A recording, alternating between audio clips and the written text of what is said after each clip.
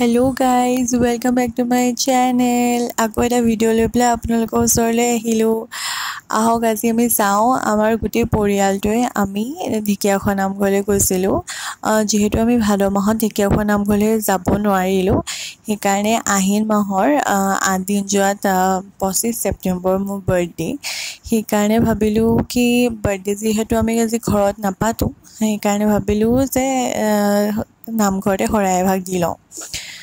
ৰাস্তাটো যে ইমান বেয়া, আপোনালোকে যদি গৈছে টিয়কৰ এই ৰাস্তাটো মানে যোৰহাটৰ পৰা যিটো টিয়কলৈ যোৱা ৰাস্তা নতুনকৈ বনাই থকা হৈছে, বহুত বেয়া ৰাস্তা। এতিয়া যাবলৈ হ'লে ভাবিব লাগিব মানে।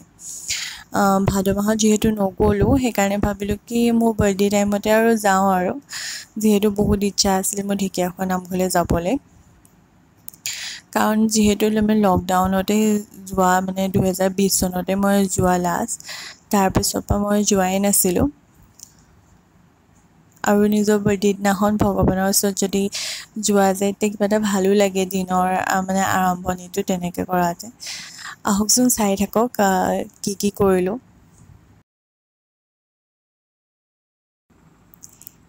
এয়া আমি ঢেকীয়াখোৱা নামঘৰ আহি পালোহি। মহাপুৰুষ মাধৱদেৱে এই নামঘৰভাগ প্ৰতিষ্ঠা কৰিছিল।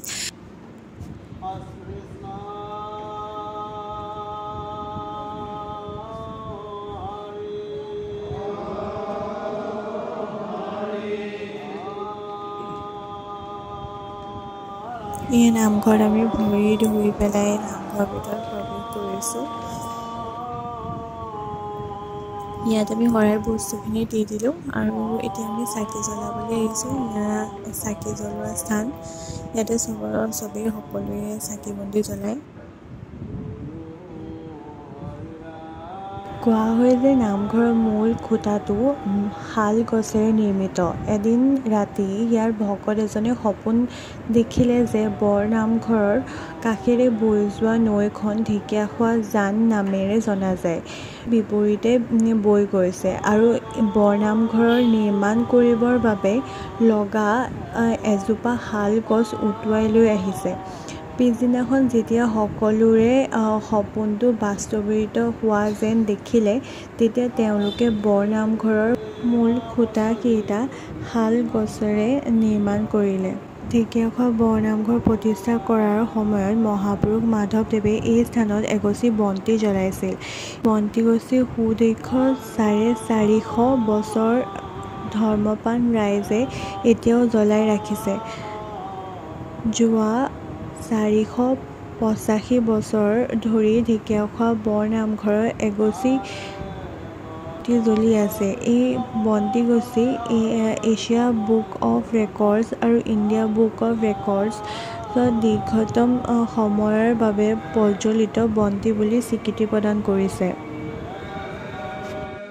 আহোম ৰজাৰ চুহুংমুং ৰাজবন্দীত্বৰ পৰা মুক্ত হোৱাৰ পাছত নিজ গুৰু ঈশ্বৰ পুৰুষ শংকৰদেৱৰ দৰ্শন কৰাৰ অভিলাষত মাধৱদেৱৰ হৃদয় ব্যাকুল হৈ উঠিছিল আৰু তাৰাই মানসেৰে লৈ পদব্ৰজেৰে ৰাওনা হৈছিল।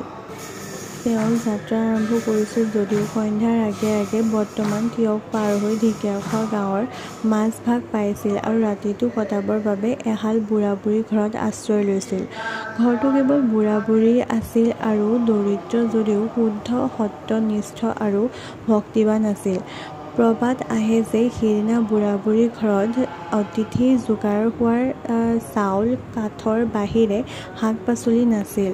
বুঢ়ীয়ে পৰামৰ্শ কৰি বাৰীৰ পৰা কেইডালমান ঢেকীয়া আৰু এটা ঔটেঙা যোগাৰ কৰি আনি সিধাত দিছিল। বুঢ়া-বুঢ়ীৰ বাবে খাবলৈ একো নথকাৰ উমান পাই মহাপুৰুষ মাধৱদেৱে নিজৰ ভাগৰ খাবলৈ মাতিছিল। কিন্তু দ্ৰব্য কমিব বুলি ভাবি বুঢ়া-বুঢ়ীৰ মান্তি হোৱা নাছিল যদিও মাধৱদেৱৰ অনুৰোধ পেলাব নোৱাৰি খাবলৈ আহিছিল।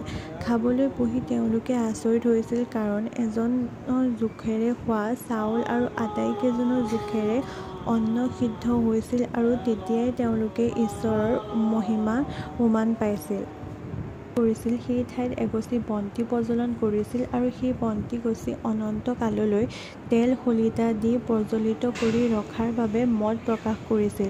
5 দিনীয়া সমাৱেত হোৱা লোকসকলক বন্তিগছি ৰক্ষা কৰাৰ সম্পৰ্কে চমুকৈ ধৰ্মতত্ত্বৰে বুজনি দিছিল আৰু সকলোৰে তেৰাৰ ধৰ্মতাৰৰ পৰিচয় পাই সেৱা জনাইছিল।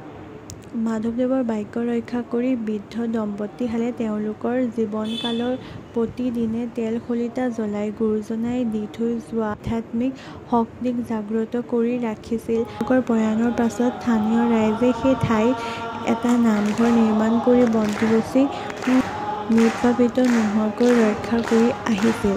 ইয়াৰ পাছত ধৰ্মপ্ৰাণ ৰাইজে তাতে নাম প্ৰসংগ ভাগৱত পাঠ আদি ধৰ্মচৰ্চা কৰি গুৰুজনাৰ স্মৃতি ৰক্ষা কৰি আহিছে। মাধৱদেৱে ঈশ্বৰ পুৰুষৰ মহাত্ম্য বহন কৰা ঢেকীয়াখোৱা নামঘৰ আজিৰ অসমৰ জাতীয় ধৰ্ম আৰু বৰ্ণ নিৰ্বিশেষে ধৰ্মৰ অন্যতম প্ৰাণ কেন্দ্ৰৰূপে প্ৰতিষ্ঠা লাভ কৰিছে। জন্মদিনৰ শুভক্ষণত ভগৱানৰ আশীষ লৈ ঢেকীয়াখোৱা বৰনামঘৰতে গোটেই দিনটো কটালোঁ বুলি ক'লেও ভুল নহ'ব। আহোঁতে আমি গোটেইখিনি মিলি বাহিৰতে আমি খাদ্য গ্ৰহণ কৰিলোঁ। আৰু যদি ভিডিঅ'টো চাই ভাল পালে তেতিয়া like and share and subscribe কৰি দিব। আৰু আগলৈ মই আপোনালোকক ভাল ভাল ভিডিঅ' লৈ আহি থাকিম, তাৰ কাৰণে মোক আশীৰ্বাদ কৰিব। বাই।